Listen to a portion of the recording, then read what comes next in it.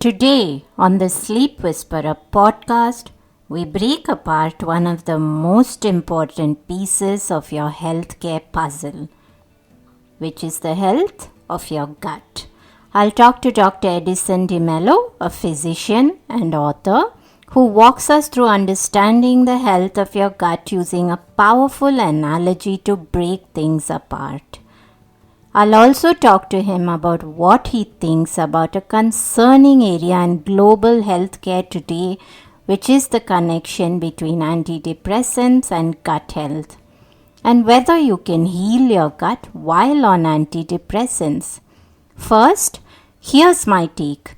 Gut health has been understood as the center of all health from ancient times. While it has come more into the forefront today in some integrative and functional care approaches, it still has a long way to go in mainstream medicine. For true resolution of most symptoms and conditions, it is imperative that attention of gut health is brought everywhere.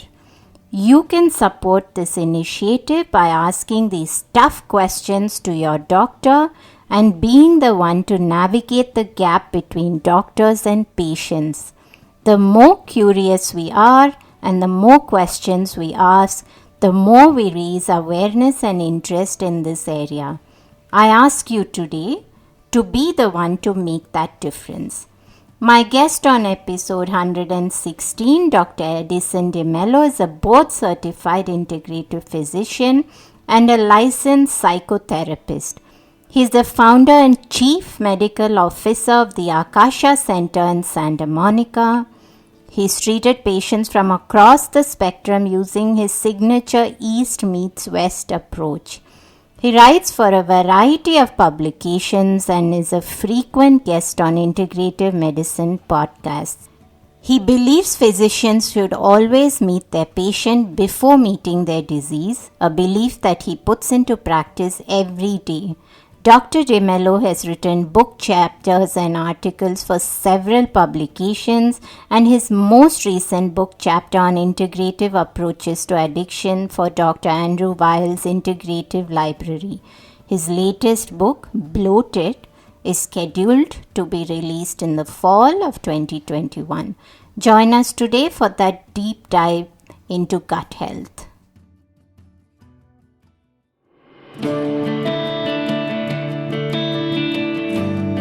Hey everyone, I'm Deepa, Light Functional Medicine practitioner, author and yogini, and you're listening to the Sleep Whisperer podcast, the only sleep podcast with conversations and meditations.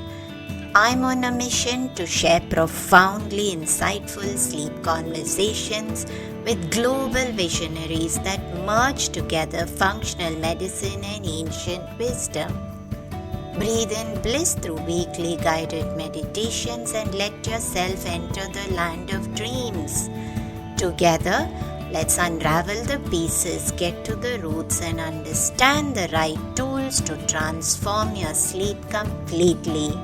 Through this podcast, I want you to dream the best version of yourself. It's time to regain hope and begin your sleep journey. Dr. De Mello, it's a pleasure to have this conversation with you. And I've done a couple of episodes already on gut health, but this was really interesting to me when I just even read the little snippet. And today, so I thought we could talk about from bloated gut to better sleep and how is that happening in the body. And what was really interesting to me was your foreword, which was written by Lee Daniels, who is an Oscar nominated director, and he wrote about how you actually asked him whether he wanted to stay alive or did he have a death wish, and then how did he go from that initial enragement to actually ending up being this staunch believer in Dr. Edison de Mello and then writing your foreword. I'd love to hear a little bit about that journey, and also why the passionate interest in gut health. What got you into that specific space? Yeah. Well, first of all, Deepa, I'm deeply honored to be here with you and your audience. So thank you for inviting me. Um, Integrative medicine has always been my passion. From very early on, my grandmother, Brazilian grandmother, was a medicine woman, and so even though she could neither read or write. She was one of the most brilliant women I ever met, and so she taught me a lot about connecting with people, about listening to people's heart, about meeting people before you meet whatever condition they may have. Mm. So my whole practice is about meeting my patient before I meet their disease. In doing so, I met Mr. Daniel. Lee was brought to me by one of his dear friends who was very concerned about him. And Lee was very, very sick at the time. He had, and I'm not saying anything that is not publicly known because I want to respect his confidentiality, of course. So whatever I'm revealing, it things that he wrote himself and that it's on the forward. So Lee didn't know how to get out of this kind of hamster wheel that he was on. He had become this pretty well-known producer, writer, director, and yet life was happening at a pace that he couldn't keep up with because he was not feeling healthy. He was not feeling um, vital. He was not sleeping well. And so he came to see me. But when he came into my office, my clinic is called the Akasha Center. So the name in of itself says a lot about the sixth element, the energy that binds everything together. So he knew a lot about what I was going to be about, and yet everything was new to him. So he was somewhat resistant to being there. Mm. And Mm. I wanted to meet the man behind the disease. I wanted to meet the man behind Hollywood um, celebrity. I wanted to find out who this man was and what made him tick. And so I asked him if he wanted to be in my office because he looked like he didn't. And I said to him, I said, Mr. Daniels, with all due respect, it sounds like to me, or it looks like you don't want to be here. And because he was not engaging and he was not giving me the information that I needed. So I asked him, do you want my help? And he said, well, that's the reason I'm here. Then I said, then be here because you're not here right now. And Wow. that big, yes. Mm. And I said, then be here so that I can meet you, so that I can find out who you are, so that I can help you. And then I asked the following question. Are you happy with the way your life is going right now? And he said, absolutely not. And I said, would you like to be happy in your life? He said, I would like that very much. I don't think you can help me, he said.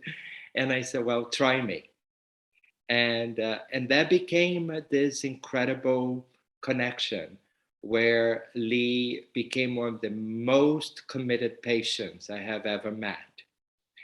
It wasn't easy for him because, as you know, in this country, in the U.S., Hollywood celebrities can basically snap their fingers in so many situations and get what they want. And in my case, in my practice, I didn't want that. I wanted to see Mr. Daniel just like any other man that I've encountered, any other patient. So it happened that he is incredibly talented. He is incredibly well known. But I told him at the end of the day, you will die like any one of us. You will stop breathing. And so there's nothing different about you and the rest of us. What's different is that you're now at a crossroads, and the crossroads is you need to make a decision whether you want to live or whether you want to die. It's in the ball is in your court. Wow. But I can tell you, Dr. De Mello, that from the few brief moments that we chatted before we actually started recording this conversation, that your warmth just permeated to my very soul. So I'm sure you did some magic with Lee as well in that first few moments. It just seems like it seemed as if you were tough on him, but truly your energy radiates so much of warmth. And I know that you also have this intersection between East and West, which is my area of so much fascination, because I think that there's so much synergy between this modern functional space and ancient wisdom. And I would love to hear all about how you bring that integrative approach as well. But just to get us started, you speak about the gut being a barometer for overall health. So what exactly do you mean by that? So if you could just make people understand why the gut becomes that barometer to point towards what's happening. This is something that you hear about. I think we all probably scoffed at our great grandparents who said that the gut is in the center of all health. And today it's really come to the forefront. But if you could explain that to us in a way where it really makes sense to everybody, that would be good. Yeah. At the end of the day, Deepa, meeting patients is all about connecting with them.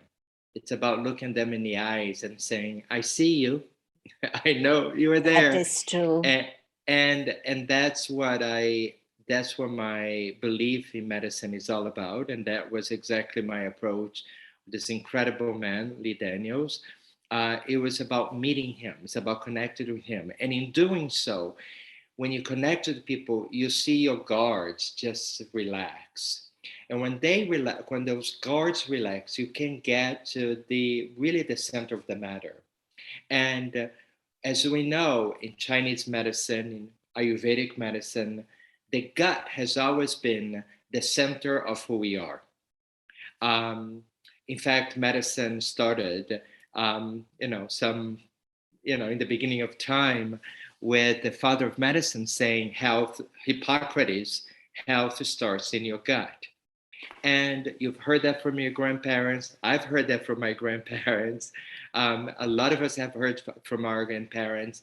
And there comes a time that we try to understand what that is. So, because I teach medicine, I find that the best way to explain to people the importance of the gut is to make analogies, right? So let's make an analogy here. Let's make the analogy of a beehive.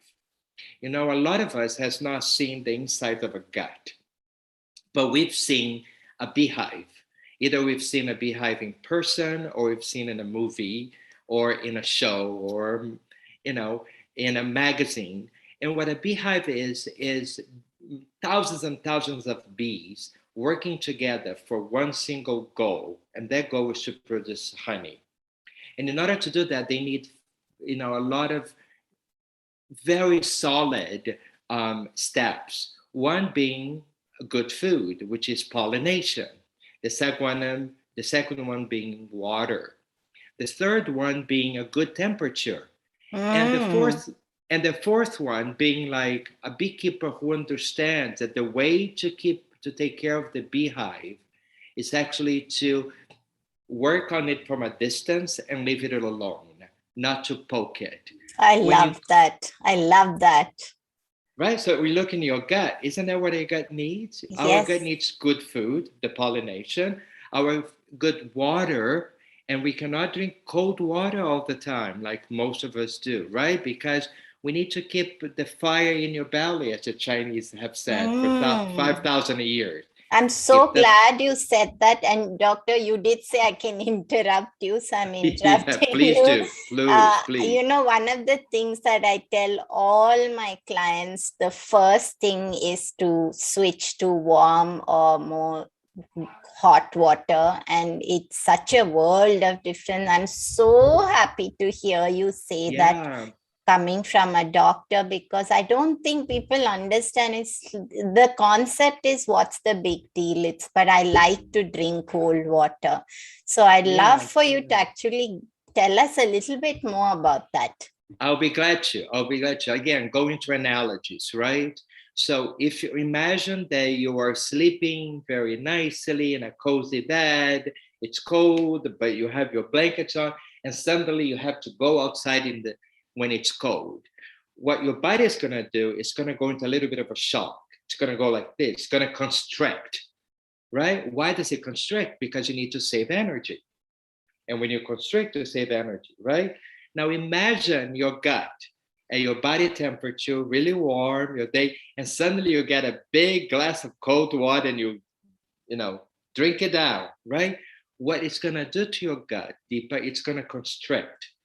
It's gonna constrict the vessels.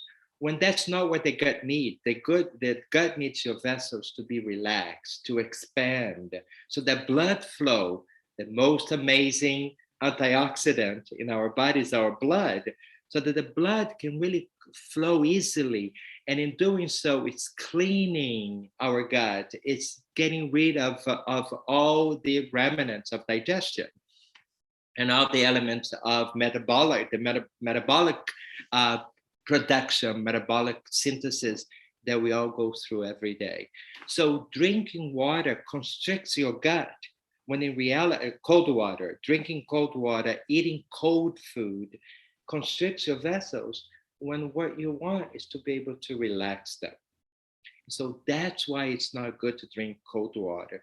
Now, that's not to say that if you are in a very hot day and your body temperature is a little elevated to begin with, that having a nice glass of iced tea it's a no, it's forbidden. That's not what I'm saying. Yes, once in a while you're at a beach, you're at a party, you're celebrating something with friends when it's hot outside or inside a house, of course have that cold glass of water or whatever you're drinking.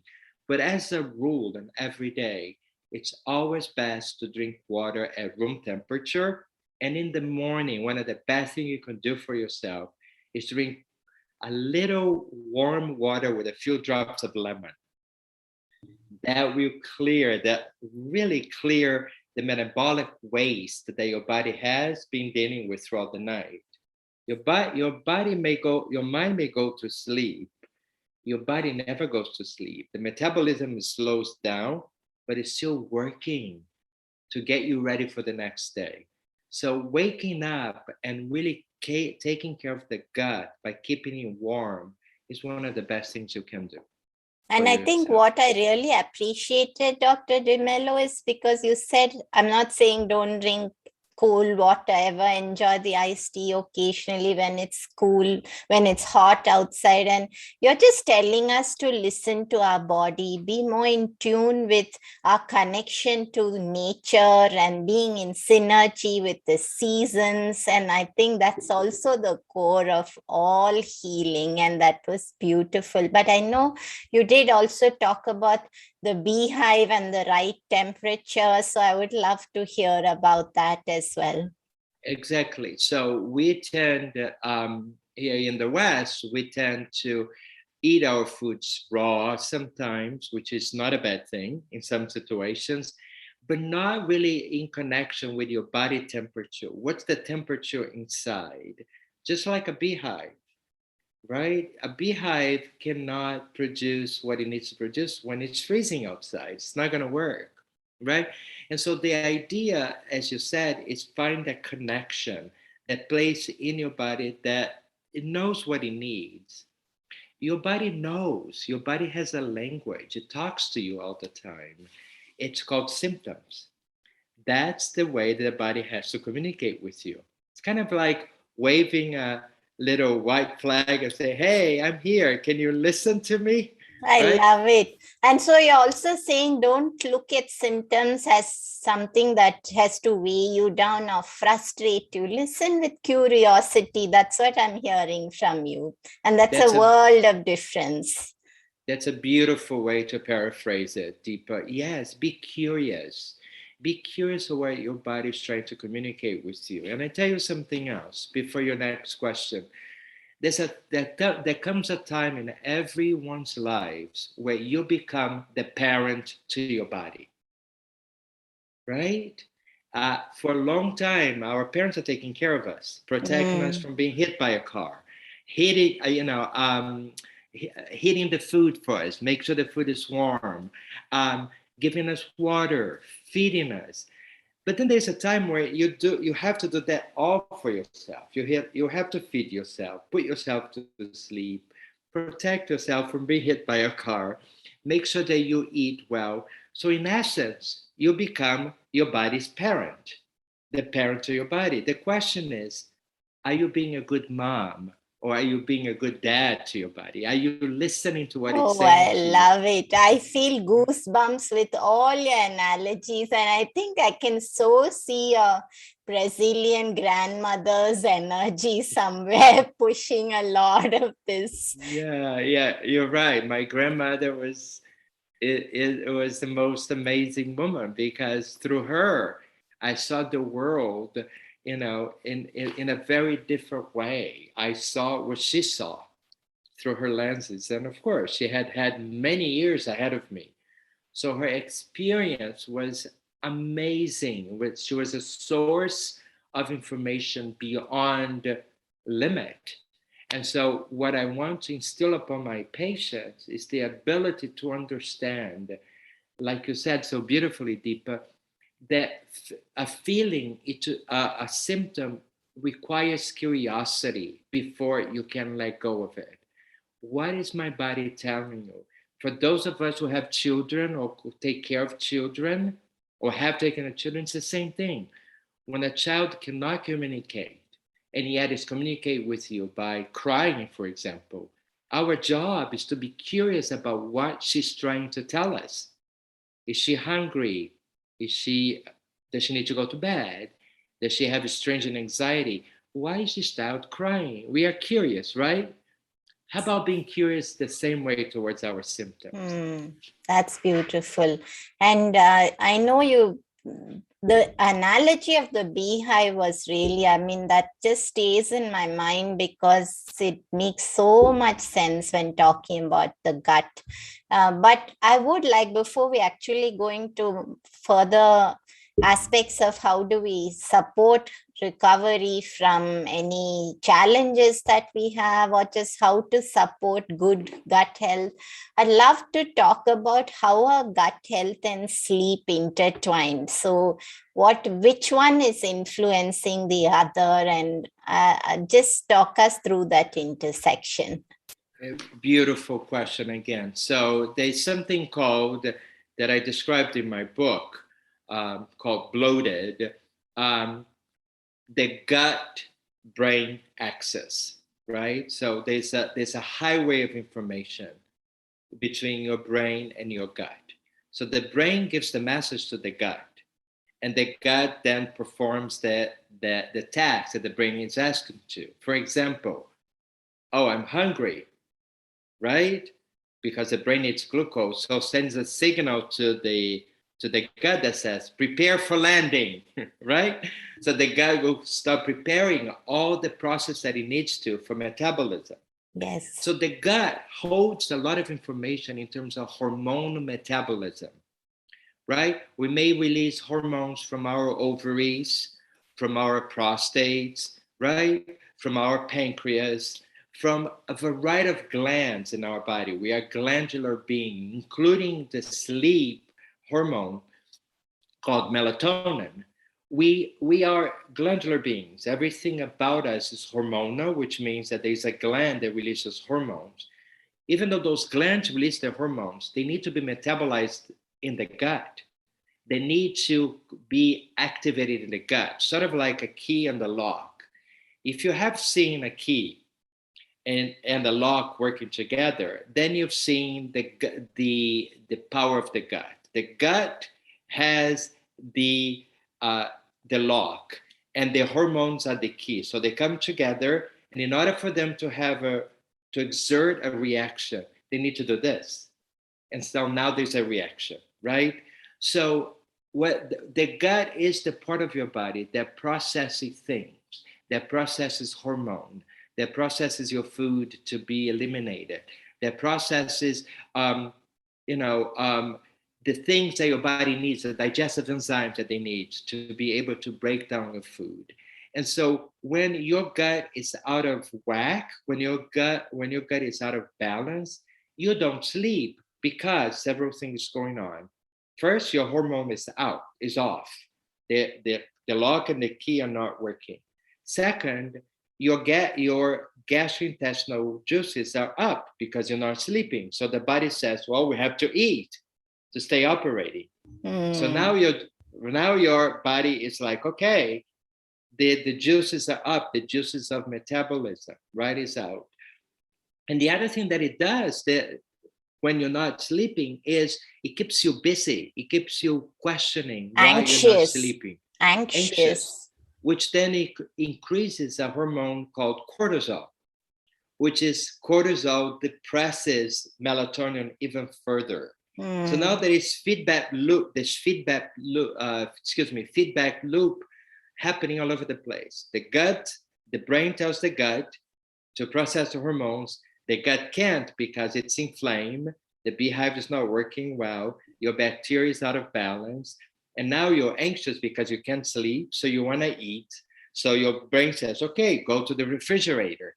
And now you're worried that in the morning you won't be able to work or to be productive because you haven't slept. So now anxiety kicks in, your cortisol goes up, which further depresses your sleep. So that's the connection.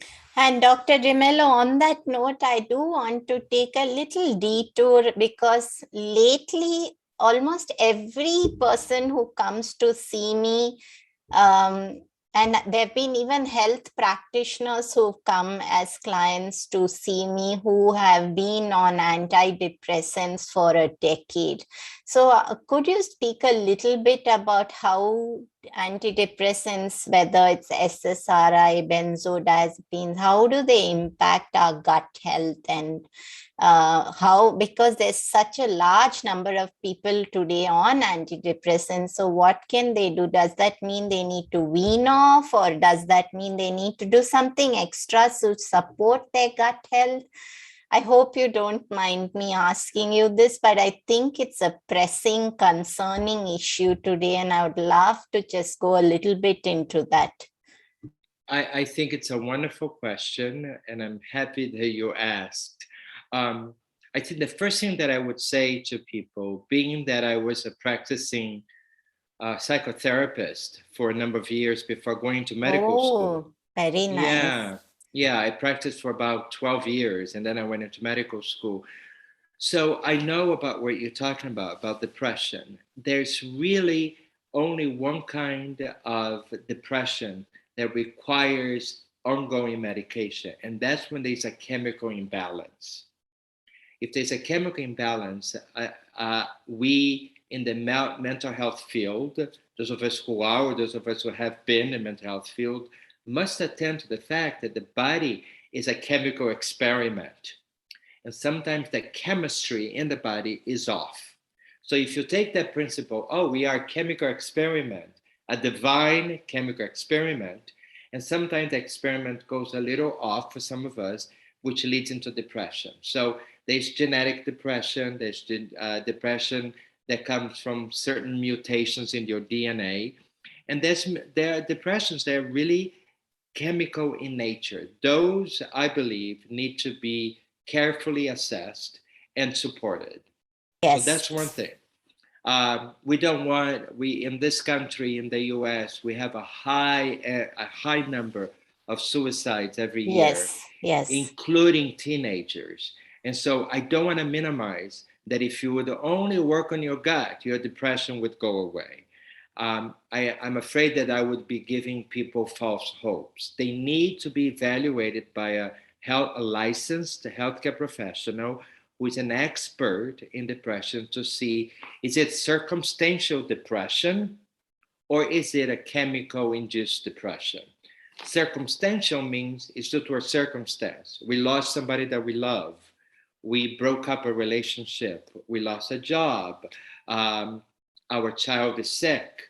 So there are circumstances in life, we are unhappy in general, that can lead to depression. In those cases, what I've seen happen is that a lot of people in those situations have we refer to in gastrointestinal medicine as dysbiosis, meaning an imbalance of bacteria. As you know, in your body, in your microbiome, in your beehive, you have the good bacteria and you have the bad bacteria. The good bacteria is essential for living.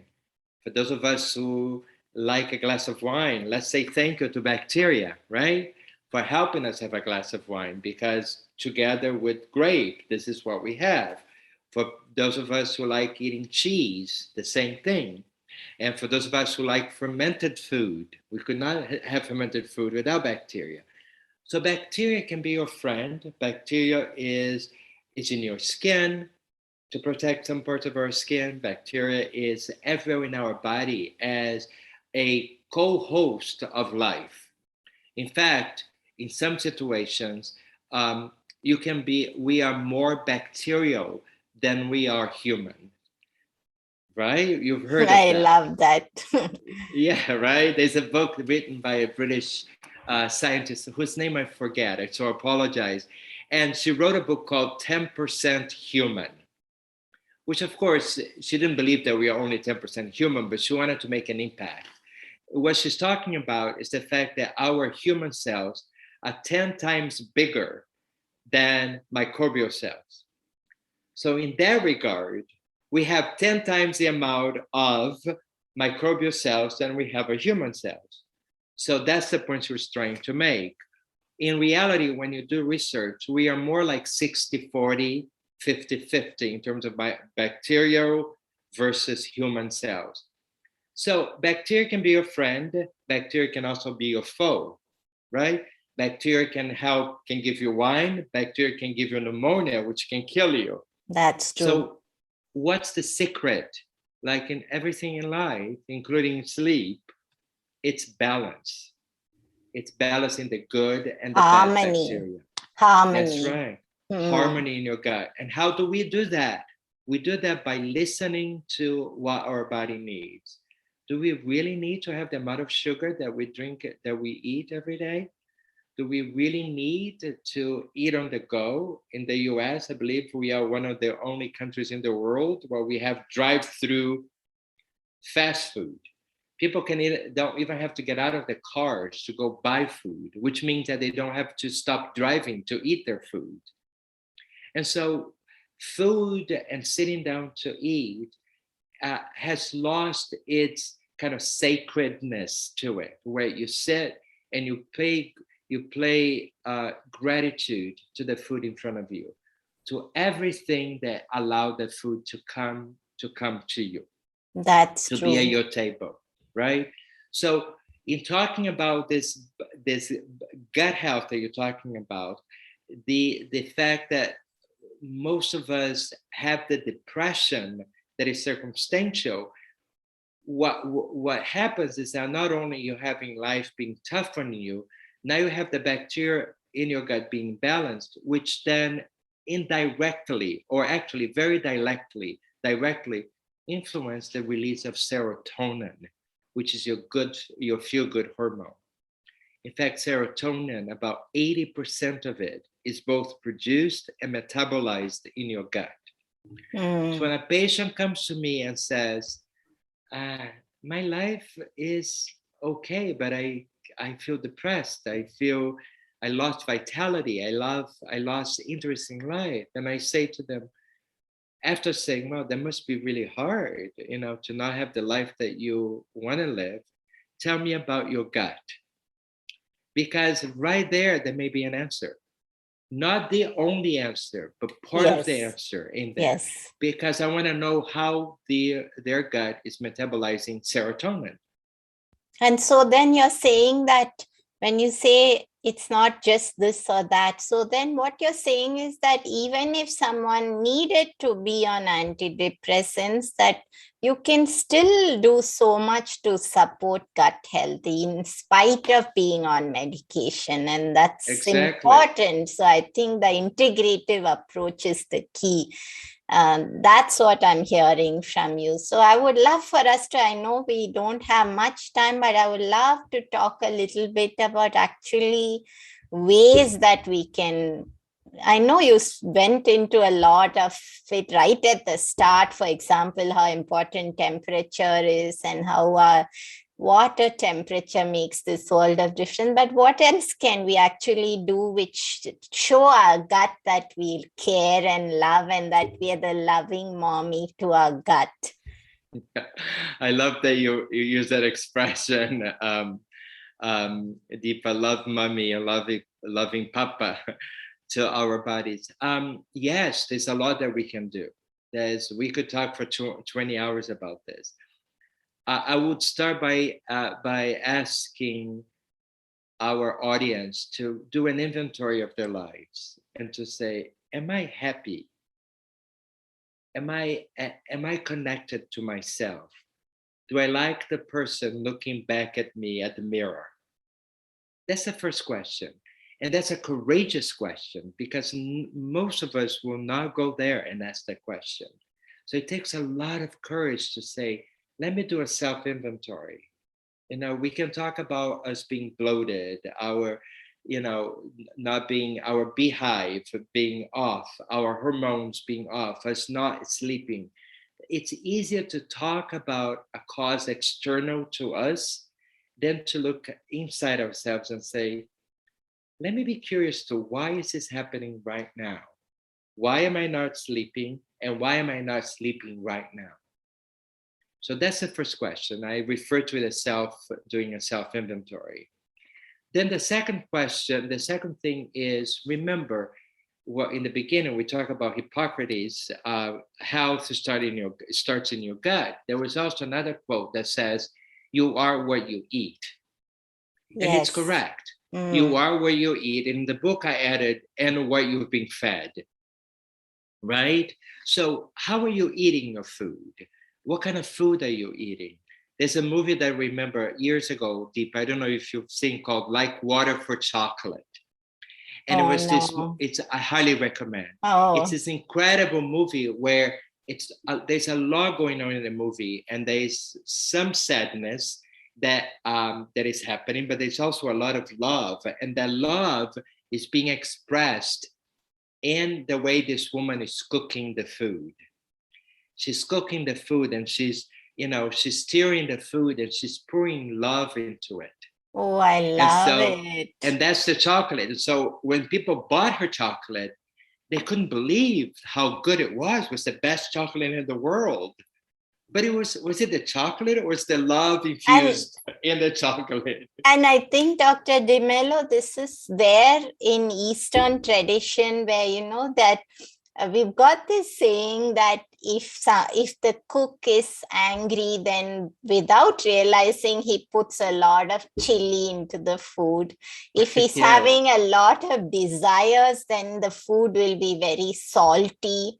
And, there's a lot of these interconnections that is spoken about in terms of when you end up. So there is the belief that whoever's cooking the food transfers all their present energy and emotions into the food as it's being cooked.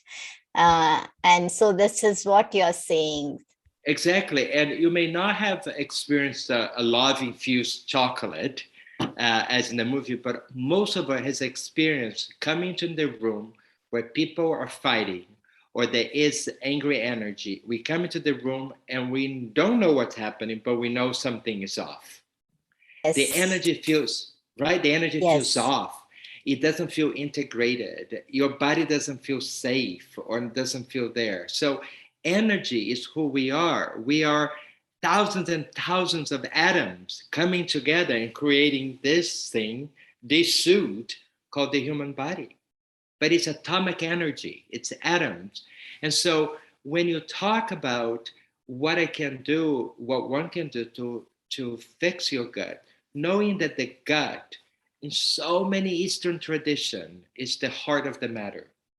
In the beginning of medicine, we refer to it as the heart of the matter. You are what you eat, health starts in your gut. If we take that principle, then how about before, as part of the treatment for the gut, giving it love? How about appreciating what it does? Deepa, eating is one of the most taxing things that your body does for you every day. You have 30 feet of gut inside of you, 30 feet. And it looks like a telephone cord, some of it. It's so tiny. How in the world can food travel from once you take a bite, go down your esophagus, your stomach, and travel all the way during all these metabolic processes, then all the way to your large colon so that it can do its job, so then you can eliminate? That job must be appreciated. That job must be understood by us to say, God, you've been working really hard. Let me give you some love. And then, what are you eating? How much are you eating? You know, most of us overeat, or some of us undereat. Are you one of those? Are you undereating or are you overeating? No, I listen Right? to my body. If I feel I need a break today and I just want to skip the morning meal and give my intestine a little rest, then I listen to it. So I just don't eat when I feel that. When I feel that I need a little more calories today for some reason, then I listen to that. And I think my husband says I'm obsessed with listening to my body and following the cues. Yeah, I don't know you much yet, but I can see in your beautiful smile that you're very connected. And you are connected because a prerequisite to connection is to listen. Yes. We tend to talk more and listen less. How about listening more and talking less? I think we Right? all need to do that.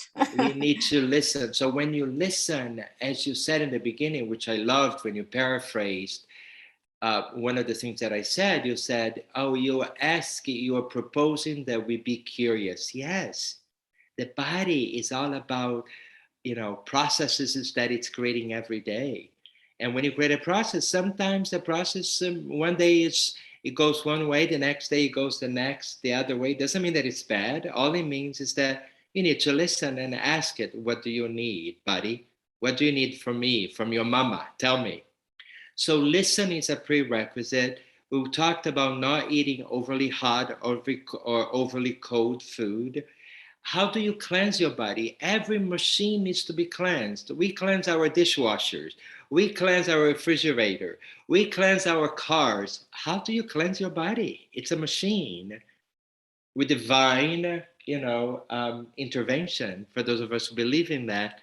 But nevertheless, it's a machine. So cleansing, it either be through intermittent fasting, or taking a cleanse juice for 3 days, where you're not starving, but you're But I'd love cleansing. to talk about a cleanse juice, which might be gentle and safe for us. Could you share Yes, something with us? sure. First of all, before you juice, you need to make sure that you understand whatever medical condition you may have, right? So for those of you in the audience who have diabetes, for example, juicing may not be the best thing for you. So discuss that with your doctor. For those of us who have diabetes, intermittent fasting may not be the best thing for you. People dealing with other chronic conditions, you need to take a step back and say, can I speak with somebody who I trust to guide me through this?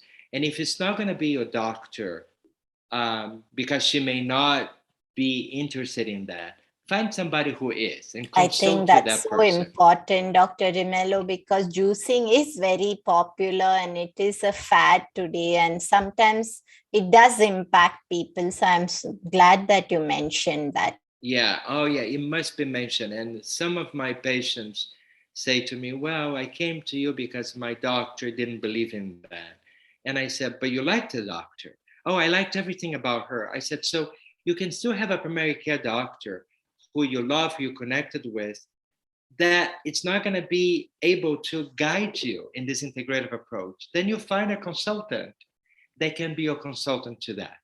And then you ask those questions. So I do not recommend juicing or intermittent fasting for anybody who do not know precisely what the medical history is and without medical kind of like advice. Assuming that you don't have a medical condition, then the best thing about giving your body a break is actually intermittent fasting, right? So you do intermittent fasting. We can talk about that some other time. And then second to intermittent fasting, juicing is very important. But make sure that the juicing that you're doing is with vegetables and fruits that have particular substances that are important to you. For example, apples have pectins, right? So apple is a very good fruit for people who have gastrointestinal symptoms. Assume that they don't have SIBO, for example, but especially green apples. So I would say a green apple in your blender. Ginger, it's an incredible herb. I love ginger. It's my star. Me too. So adding fresh ginger, always fresh, never processed. Add a little bit of fresh ginger in there, right? Now, pineapple is one of the most amazing fruits that there is because it has a substance called bromelain that can really help your body digest, that helps your body starve off some even parasites. So the way to do that is most of us get rid of the once you cut the pineapple, the waste we throw in the trash. Don't do that. That is rich in bromelain and other substances. Get the peel that you just got from the pineapple. Enjoy the pineapple. Get that peel. Put in a big pot of hot water. Let it boil. Once it boils, simmer it for 20 minutes. Let it cool, and now you have incredible watermelon water that you can use as either a hot tea or to add to your cleansing juice. So interesting. And of course, we also love the fact that you don't waste. You're using every part of the fruit. That's lovely. This is the first time I've heard about this. Oh yeah, pineapple is amazing. And sometimes I see the waste that people make, and I go, why are you wasting the best part? So the pineapple fruit itself, of course, has all of that, including the fiber, which is really important to you. But why waste this other part, the external part, which has all of that as well, when you can just boil it in a big, pot of water, hot water, simmer it again for 20 minutes. Then I love using that as my morning tea sometimes. And then I make it a little hot, add a little hot water, so warm water, or when it's hot, then using it as iced tea once in a while, right? So doing that. I also love coconut. Coconut is so incredible because it has a bunch of minerals that is really important for your body. So sometimes I tell people, add a couple of slices of coconut to the juice, So we're talking, now nice. We're talking, yeah. And then I also adding strawberries that are organic and blueberries. All the berries are the most amazing antioxidants. And the blueberries are better if they're either fresh, right after you pick them from their bush, or if they're frozen. Yes. Because the longer they sit, the more they lose its antioxidant benefits. So I tell people, freeze them or buy organic and frozen. It must be organic if it's possible because of pesticide. So now you have this cleansing juice. And in fact, Dr. De Mello, without the berries, your juice sounds like a virgin pina colada with the pineapples and the coconuts. You're tempting me to add a little bit of tequila to it, Deepa. and to the audience, a little bit of tequila in that juice once in a while is perfectly okay if your body says yes. Remember, Yes. you have two systems that you need to check in before you eat anything. One is your gut, the other one is your mind and your eyes, because you may have an eye that goes straight into your palate and you start salivating like Pavlov dogs. Oh my God, I want that food. But the gut may say, Deepa, that's not good for you. And so which one are you going to listen to, right? That is true. I know we are out of time, Dr. De Mello, because our conversation was so interesting that I just went on and on. So I would like us to wrap it up for today. I know your book Bloated will be out, and where can people actually find you or buy the book? Yeah, thank you. Thank you. The book's called Bloated, how to reclaim your life, your gut health, and eat without pain. So if you say bloated, we have a website called bloatedbook.com. So bloatedbook.com. It's also on Amazon. If you go to Bloated Book by Edison de Mello, and it's de Mello, DE space MELLO, you're going to find it. You can also go to Akasha Center, and Akasha is AKASHA, akashacenter.com. And lastly, when I wrote the book, I also created a program to go along with the book, because one thing is to write a book. Here's the book that says, do this, this, and that. And then the other thing is to provide people with guidance. So there is a program for those people who are interested in knowing more about how to reboot their gut health.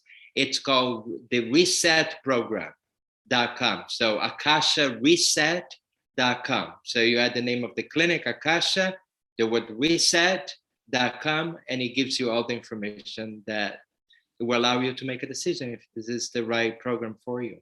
And I think, Dr. De Mello, the fact that you gave so much warmth and love in this short conversation, I can't wait to see what's in your book. But I can't let you go because we've got a show mantra which we have all our guests complete. So I'd like you to complete the sentence which starts, if sleep is the new medicine, then how would you complete that? Sleep is the new medicine. Then, is that what you mean? Then listen to what your body needs in order for you to be able to sleep soundly. If you listen, it will tell you.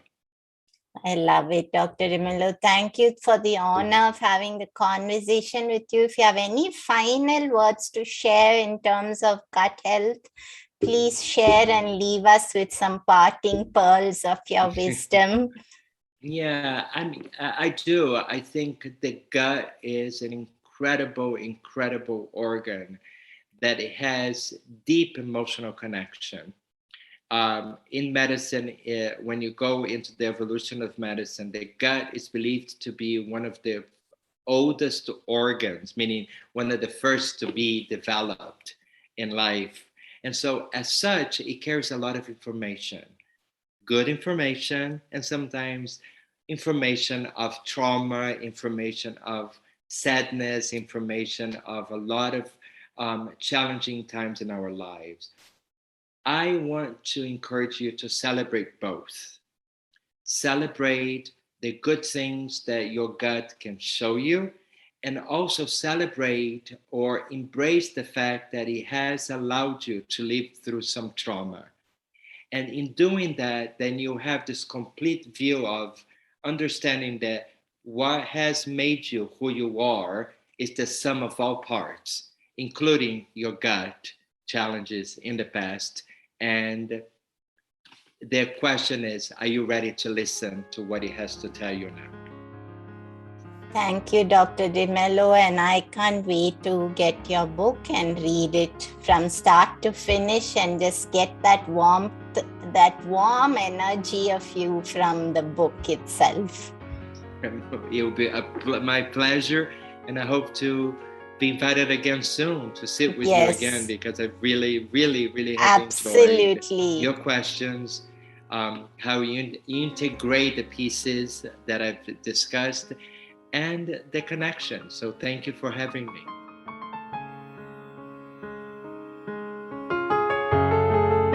everyone. I hope you enjoyed the show. Just a reminder that this podcast is for information purposes only. This is not a substitute for professional care by a doctor or otherwise qualified health professional.